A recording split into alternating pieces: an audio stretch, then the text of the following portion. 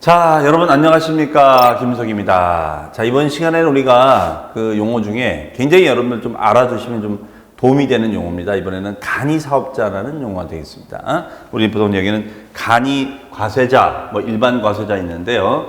이건 뭐 하는 거냐면요. 이거는 부가가치세. 부가가치세 들어보셨어요?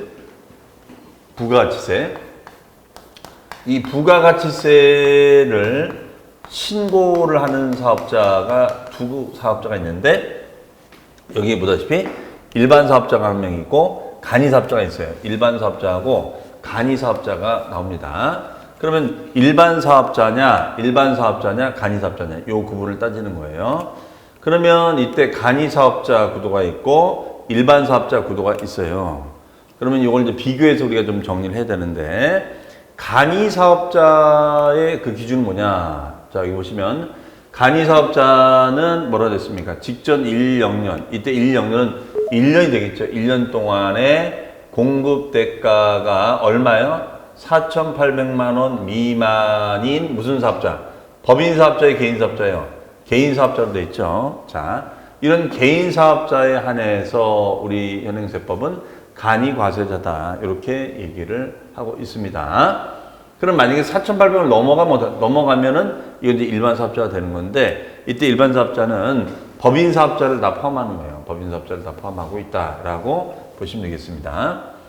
그럼 보통 우리가 이제 이런 말들이 나면요. 그러면은 교수님, 간이 사업자가 유리한 겁니까? 법인 사업자가 유리한 겁니까? 이제 이런 말들 많이 하거든요. 이게. 자, 그러면 이거는 간이 사업자가 보통 유리하다는 말 많이 해요. 왜 그러냐? 여기에 이제 규정을 보시면 간이 사업자는 납부 의무가 면제가 되는 조항이 나옵니다. 납부 의무가 면제가 되는 조항. 예. 납부 의무가, 세금 납부 의무가 면제가 되는, 납부란 말 아시죠? 면제가 되는 조항이 있어요. 그런데 일반 사업자는 이런 조항이 없는데, 여기 보시면 이거는 공급 대가가 2,400만 원 미만인 경우에는 아예 납부를 하지 않아도 돼요. 간이사업자는. 그런데 이 부분이 최근에 자영업자분들이 자영업이 어려워지고 있잖아요. 그래서 자영업이 어려워지고 있다. 자영업이 어려워지고 있음으로 해서 이 자영업자들 때문에, 그러면 2,400 넘어오면 신고 대상, 납부 대상 신고하고 납부를 해야 되거든요. 그래서 이거는 너무나 불편하다라고 해서 이 자영업자는 기준을 3,000만 원으로 들어있습니다. 3,000만 원. 3,000만 원. 그래서 3,000만 원 미만일 때만 납부가 면제가 되는 거예요. 얼마 미만이요?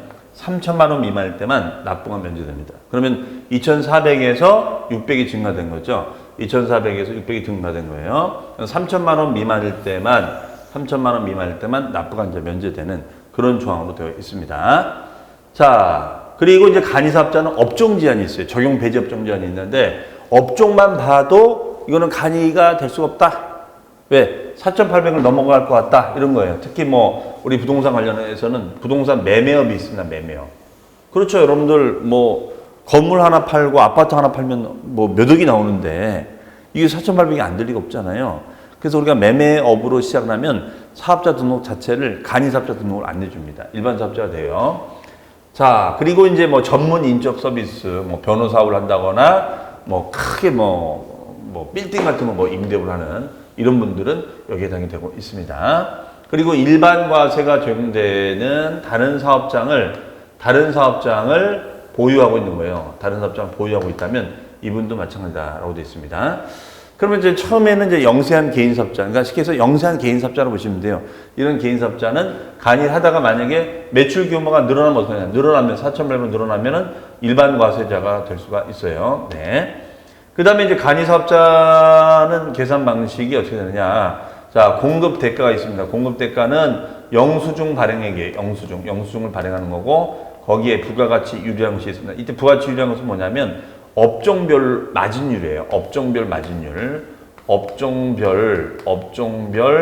마진율을 이제 만들어놨어요. 업종별 마진율.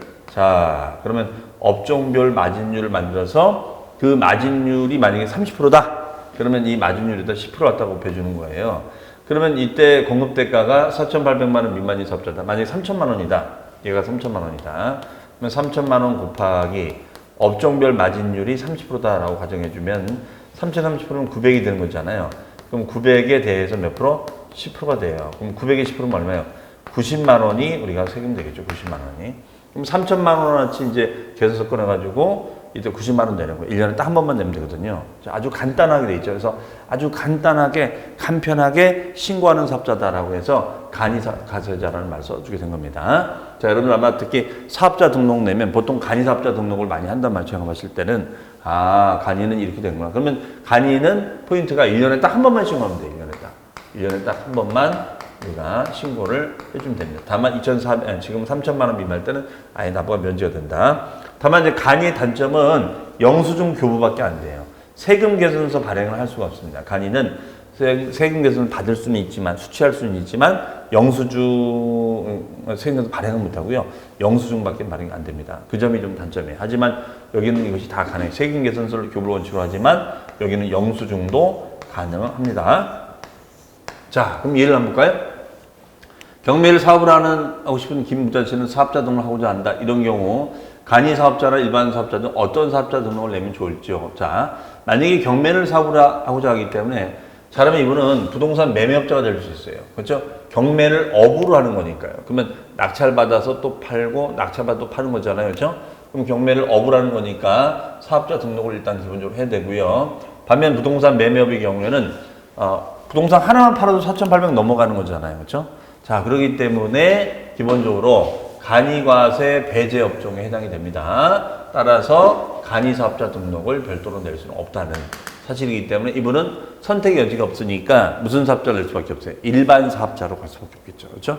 자, 여러분들이 어떠한 스타트업을 하시든 요즘 유행하는 아니면 이런 자영업을 하시든 요즘은 사업자 등록들을 하는데 가장 기본이 사업자 등록 내는 거거든요. 그래서 이런 사업장 소재지 세무서 가서 내시면 돼요. 그러면 이제 간이냐 일반이냐 이걸 따졌을 때 여러분들이 이게 그 간이구나 일반이냐 이렇게 판단하시면 되겠죠. 아셨죠? 자, 이번 시간은 우리가 사업자에 대해서 한번 알아봤습니다. 그러면 다음 시간에는 또 우리가 새로운 용어를 가지고 여러분과 함께 하도록 하겠습니다. 자, 여러분들 하나하나 알아가는 즐거움 느끼면서요. 계속해서 여러분들 봐주시고 또 구독 눌러주시면 좋을 것 같습니다. 자, 여러분들 다음 시간에 뵙겠습니다. 자, 안녕.